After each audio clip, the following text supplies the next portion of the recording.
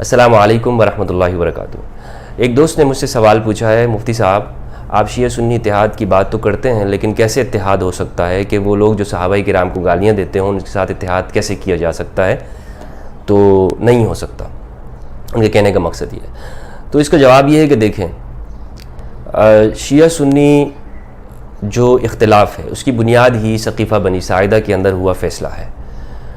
شیعہ سے جہاں تک میں نے پوچھا ہے یا جہاں تک میں نے ریسرچ کی ہے،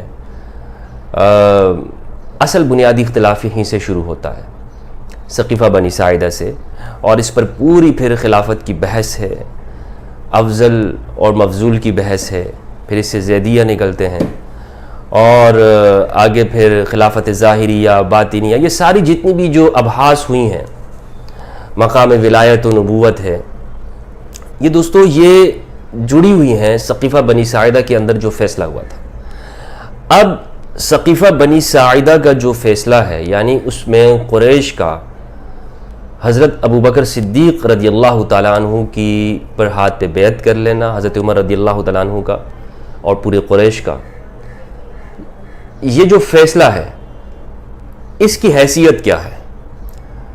اہل سنت والجماعت اسے سنیت کے لیے ضروری سمجھتے ہیں کہ ایک شخص سنی تب ہوگا کہ جب وہ اس بیعت کو مانے گا، مسلمان نہیں، سنیت کے لیے، مسلمان ہونے کے لیے نہیں، مسلمان ہونے کے لیے وہ ایک الگ بات ہے، یعنی وہ اس بات کو سامنے رکھتے ہیں کہ ایک شخص سنی تب ہے کہ جو اس فیصلے کو صحیح مانتا ہوگا، اور پھر جو خلافت کی جو ترتیب ہے، حضرت ابوبکر، حضرت عمر، حضرت عثمان، مولا علی، امام علی ابن ابی طالب رضی اللہ تعالیٰ عنہم، یہ جو ترتیب خلافت ہے، اس میں اس ترتیب کو بھی افضلیت کی ترتیب مانے، یعنی جو پہلے نمبر پر ہے وہ سب سے زیادہ افضل ہے، دوسرے نمبر پر ہے وہ اس کے بعد، تیسرے نمبر پر ہے وہ اس کے بعد، اور چوتھے نمبر پر ہے وہ اس کے بعد سب سے اپنے دور میں افضل ہوگا۔ یہ اہل سنت کا جمہور علماء کا موقف ہے، جمہور کا۔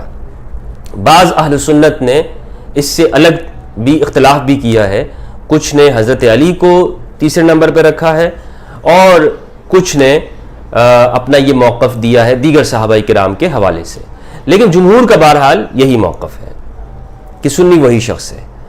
اہل تشیع یعنی شیعہ حضرات وہ اس ترتیب کو نہیں مانتے ہیں، نہ سقیفہ بنی ساعدہ کے اندر جو بیعت ہوئی تھی اسے نہیں مانتے ہیں، بلکہ ان کا کہنا یہ ہے کہ حضرت علی رضی اللہ تعالیٰ عنہ وہ بنص رسول ان کو خلافت ظاہری ہو یا باطنی وہ عطا کر دی گئی تھی۔ یہ دو موقف ہیں سنی اور شیعہ کے اندر۔ اب اسی کے اوپر آگے سارے اختلاف ہیں، لہٰذا آپ ایک شیعہ سے اگر یہ بات کرتے ہیں کہ وہ اپنے اس عقیدے سے دستبردار ہو جائے تو تب آپ اس سے اتحاد کریں گے، تو یہ ناممکن ہے، یہ ہو نہیں سکتا، یہ کوئی نہیں کر سکتا ہے۔ ان سارے اختلاف کا خاتمہ تو امام مہدی علیہ السلام جب آئیں گے نا وہی ہوگا، جب امام زمانہ تشریف لائیں گے انشاءاللہ، تو وہ یہ سارے اختلافات تو پھر سامنے آ جائیں گے، اور وہ دنیا میں صرف ایک مسلم ہی ہوگا۔ لیکن ابھی جب تک ہم موجود ہیں تو ہم کیا کریں؟ کیا ان باتوں کے اوپر صرف ہم قتل و قتال اور لڑیں، یا اتحاد کریں، یا کوئی راستہ نکالیں درمیان کا؟ اب بات یہ ہے، نہ شیعہ یہ کر سکتے ہیں کہ وہ سنیوں سے کہہ دیں کہ آپ اس ترتیب کو ماننا چھوڑ دیں، کسی کی مجال نہیں ہے کہ دنیا میں سارے سنیوں کو وہ اپنی جگہ پہ لے آئیں، نہ سنیوں کی یہ مجال ہے کہ وہ شیعوں کو اس عقیدے سے ہٹا کر اپنے عقیدے پر لے آئیں۔ اب یہاں پر جو آپ یہ بات کرتے ہیں کہ صحابہ کرام کو گالی دینے کے حوالے سے، ٹھیک ہے، یہ ایک الگ بات ہے، گالی دینے کے حوالے سے ایک عام مسلمان کو دینا حرام ہے۔ سباب المسلم فسق و قتالہ کفر، مسلمان کو گالی دینا فسق ہے، اور اس سے قتال کرنا، فائٹ کرنا، لڑنا کفر ہے۔ تو میں نہیں سمجھتا ہوں کہ کوئی شیعہ شخص، کوئی شیعہ عقیدے کا حامل وہ گالی دینے کو جائز قرار دیتا ہوگا۔ یہ تو ایک اخلاقیات کے اندر ایک چیز شامل ہے، کیسے وہ کہہ سکتے ہیں کہ جی آپ گالی دیں، بجائے کتنی دشمنی کیوں نہ ہو، اختلاف ہی کیوں نہ ہو، حضرت ابوبکر یا حضرت عمر رضی اللہ عنہما کو وہ کہیں کہ ان کو گالیاں دو، یہ نہیں ہو سکتا ہے۔ کوئی ایسا شخص بدباطن یا ایک ایسا شخص کی جس میں انسانیت نہ ہو وہ تو یہ کام کر سکتا ہے، چاہے آپ اس کو شیعہ کہہ لیں آپ، لیکن آپ تو اس کو، وہ تو اخلاقیات کے اوپر بھی نہیں اتر رہا نا۔ توہین کرنے کو وہ جائز کیسے قرار دے سکتے ہیں؟ اب یہاں پر آپ یہ کہہ سکتے ہیں اگر اس کو بھی آپ توہین کہیں کہ وہ سقیفہ بنی ساعدہ کی بیعت کو نہیں مانتے تو پھر اس کا کوئی علاج نہیں ہے نا. اختلاف تو آپ ان کو گنجائش دیں کہ وہ آپ سے اختلاف رکھیں, اس ترتیب کو نہ مانیں, احترام کے ساتھ وہ اپنے عقیدے کو بیان کریں. جہاں تک آپ کی یہ بات ہے کہ گالی دینا, تو میں نہیں سمجھتا ہوں کہ کوئی شخص ایسی گالی دیتا, اور اگر کوئی گالی دیتا ہے تو اس کو ان کے عقیدے کے جو مراجع ہیں انہوں نے اس کو حرام لکھا ہے, منع کیا ہے. لہٰذا ہمارے لیے یہ بات کافی ہونی چاہیے ایک سنی مسلمان ہونے کی حیثیت سے کہ ہم اس بات کو سمجھیں کہ ان کا موقف بھی یہ نہیں ہے کہ ان کو گالی دی جائے, وہ بھی ان کو گالی دینا حرام سمجھتے ہیں. یہ ہمارے لیے کافی ہونا چاہیے.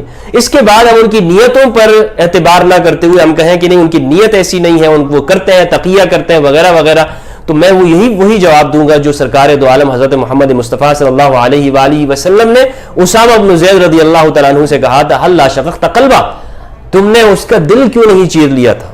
کیا ہم نے لوگوں کے باطن کے اندر لوگوں کے دلوں کے راز کھول دیے ہیں؟ کیا ہمیں شیعوں کے باطن کے عقائد معلوم ہے؟ ہم تو ظاہر پر ہی سمجھیں گے نا, ان کا فتویٰ موجود ہے, وہ ہمارے لیے کافی ہونا چاہیے.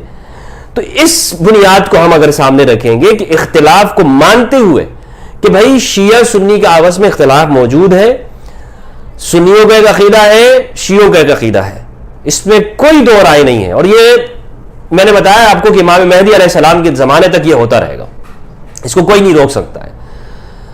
اب ہمارے کرنے کا کام کیا ہے؟ ہمارے کرنے کا یہ ہے کہ ہم اعتدال کے اوپر لے کر آئے. جیسا کہ میں نے عرض کیا کہ ان کے اندر جو مراجع نے جو فتویٰ دیے وہ ہمیں قبول ہو جانا چاہیے.